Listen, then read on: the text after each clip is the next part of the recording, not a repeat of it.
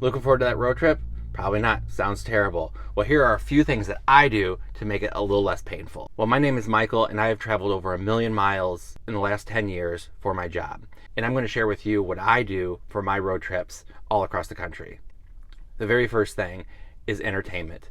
Everyone struggles with entertainment. I know I struggle with entertainment with my guys. Even though I do most of the driving, the people in the back are bored out of their minds when we're traveling, sometimes up to 25, 26 hours away. Even if it's a 4-hour drive, it's painful. So what I would suggest is getting yourselves one of these. This is a power strip, plugs into your cigarette lighter or 12-volt power outlet, and this has USB, also has 3-amp Type-C, and it also has another power outlet. It's 175 watts. You can charge pretty much anything you would want.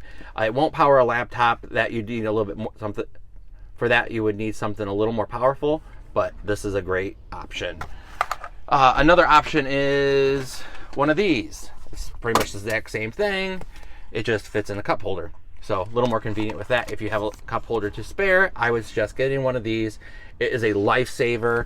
You don't have to worry about getting to one of your destinations and everybody needing to charge their phone, or everybody complaining that their phone is dead or the headphones are dead. Everything should be charged.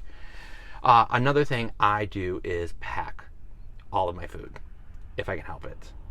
So I have, in between the seats here, I have a lunchbox with coolers, and you can see how it just fits in between the seats. What I use for this one. In the back, I have a bigger cooler. If I don't have anyone traveling back there, I will put that there, or I'll put it all the way in the back, and then when we stop for gas, people can get food out of it then back there.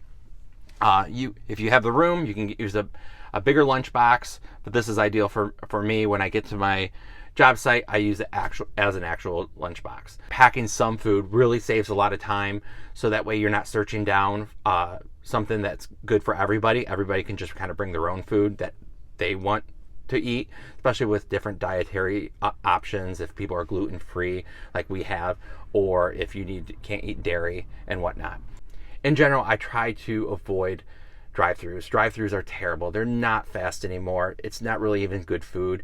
I hate going to drive-thrus. Now, sometimes you have to, and it is what it is, but I try to avoid it because I easily lose 20, 30 minutes when I stop at a drive-thru. Even if it's a McDonald's or a Wendy's attached to a truck stop, it just seems like your trip halts right there as you're waiting for your food. So I try to avoid those. I try to be on the road as quickly as possible after my stops, just to save time, because your final destination is the whole reason you're driving, right? And now if you're taking a road trip across the country and you're trying to see the world's largest rocking chair, you might want to stop and enjoy it. But for me, it's my destination, not the journey. Second thing is, if you can't pack, or you have a longer drive and you can't pack everything safely where it's going to stay cold, is truck stops have a really good option for food. Now, I get made fun of a lot of this because of the grab and go and just being able to get right back on the road. The food is just as good as fast food, in my opinion. Casey's General Stores have really good pizza. QT's have sandwiches, and I think they have some pizza and whatnot. And then you have your Love's truck stops, and they have a ton of different options there.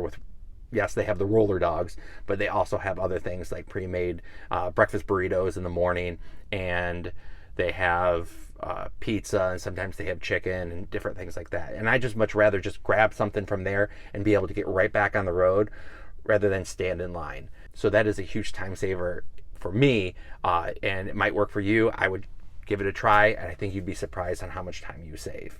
Another thing I always use is GPS. I use GPS whether I've traveled there 20, 30 times, or if I've traveled there no times.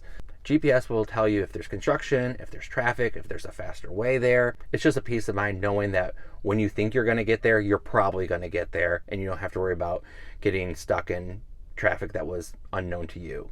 Another thing GPS is good for is knowing where speed traps are. And even though they're only about 50% accurate, it's better safe than sorry just to have that up there. Not that you mean to speed, but it kind of gives you a check like, oh crap, I am going a little bit faster than I should be, because you can make great time without speeding with these tips. You don't have to go 10, 15, 20 miles per hour over the speed limit to make good time. You just have to make little tweaks in your journey to easily make up for that time that you would have for speeding. Another tip that I use, and this does seem obvious, but for some reason people don't know how to actually do it, or they don't do it, or they choose not to do it. I don't know, one or the other. So when you stop for gas, try to pick something that also has food. Now, not necessarily like a Wendy's, like I said earlier, because those take forever, but like a truck stop, like a Love's or a Flying J or a Casey's General Store, something like that where you can get a pretty good meal along with going to getting your gas and also going to the bathroom. Now, I would avoid small gas stations that only have like one stall for the restroom. You could lose a lot of time there if you have to use the restroom. I would stick to larger gas stations or a truck stop, and that way you can hit all three. And then one last thing I would say, doesn't necessarily save you time, but it will save you headaches, is get yourself a cell phone holder. I have a cell phone holder right here. Didn't mean to do that. I have a cell phone holder right here. This is what I use. It attaches to either your windshield or your dash, and it holds your phone. A lot of states have hands-free laws where you cannot physically have your phone in your hand. So having one of these, I think I bought this from Amazon. I think it was $20 or $25. Is a great peace of mind knowing that you're not going to get pulled over and you can see your phone without it really hindering your line of view with the road. Now, I will say that these aren't perfect. If it's a super hot day and you have this stuck to your windshield, it will fall off. I had that happen in southern Texas in the middle of July. So even though these are great, they're not perfect, but I would have one of these rather than not have one of these, because 99% of the time they will be a lifesaver to you. Now, those are my tips and tricks as I drive around the country, but let me know what you do. If you have any tips, tricks, or just comments, comment down below. Let me know what they are, and I would love to apply them or include them in my next video. And until next time, thank you.